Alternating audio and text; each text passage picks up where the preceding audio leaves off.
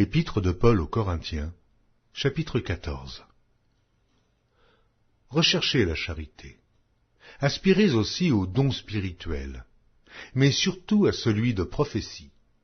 En effet, celui qui parle en langue ne parle pas aux hommes, mais à Dieu, car personne ne le comprend, et c'est en esprit qu'il dit des mystères. Celui qui prophétise, au contraire, parle aux hommes, et les édifie, les exhorte, les console.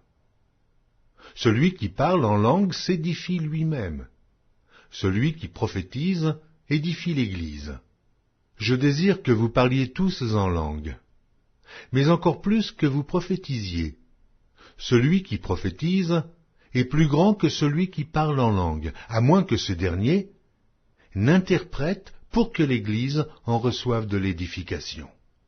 Et maintenant, frères, de quelle utilité vous serais-je si je venais à vous parlant en langue, et si je ne vous parlais pas par révélation ou par connaissance, ou par prophétie, ou par doctrine?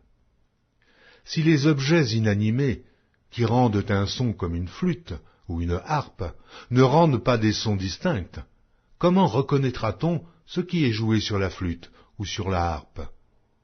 Et si la trompette rend un son confus, qui se préparera au combat? De même vous, si par la langue, vous ne donnez pas une parole distincte, comment saura-t-on ce que vous dites? Car vous parlerez en l'air.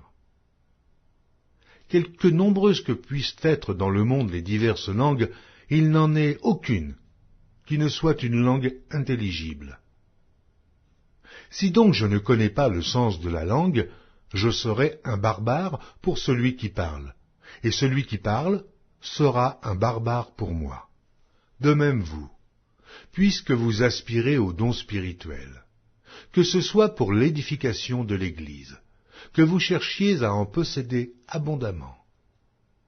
C'est pourquoi que celui qui parle en langue prie pour avoir le don d'interpréter.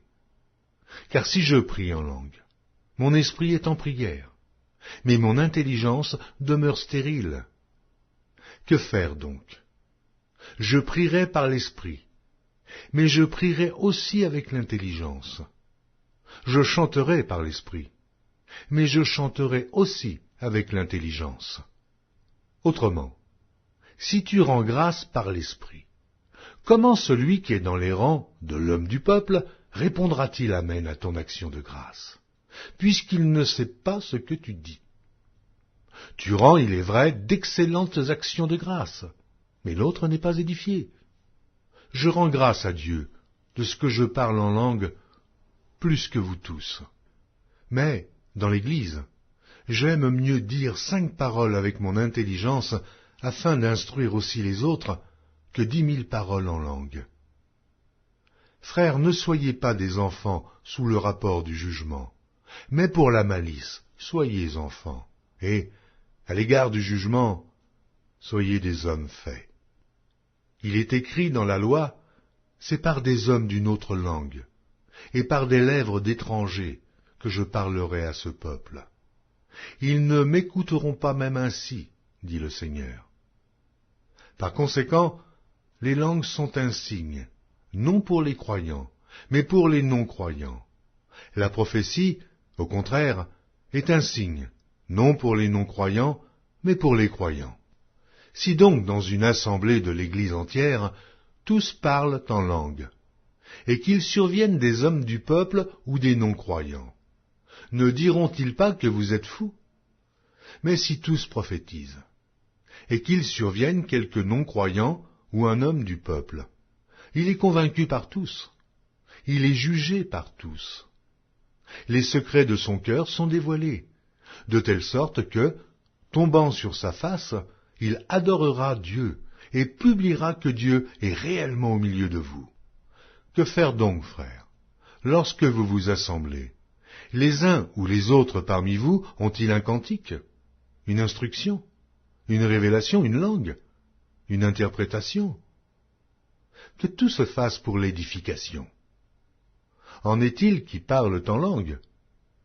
Que 2 ou 3 au plus parlent, chacun à son tour, et que quelqu'un interprète. s'il n'y a point d'interprète, qu'on se taise dans l'Église, et qu'on parle à soi-même et à Dieu. Pour ce qui est des prophètes, que 2 ou 3 parlent, et que les autres jugent. Et si un autre qui est assis a une révélation, que le premier se taise. Car vous pouvez tous prophétiser successivement, afin que tous soient instruits et que tous soient exhortés.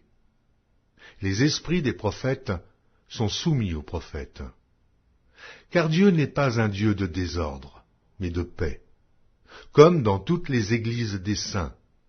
Que les femmes se taisent dans les assemblées, car il ne leur est pas permis d'y parler, mais qu'elles soient soumises, selon que le dit aussi la loi. Si elles veulent s'instruire sur quelque chose, qu'elles interrogent leur mari à la maison, car il est malséant à une femme de parler dans l'Église. Est-ce de chez vous que la parole de Dieu est sortie? Ou est-ce à vous seul qu'elle est parvenue?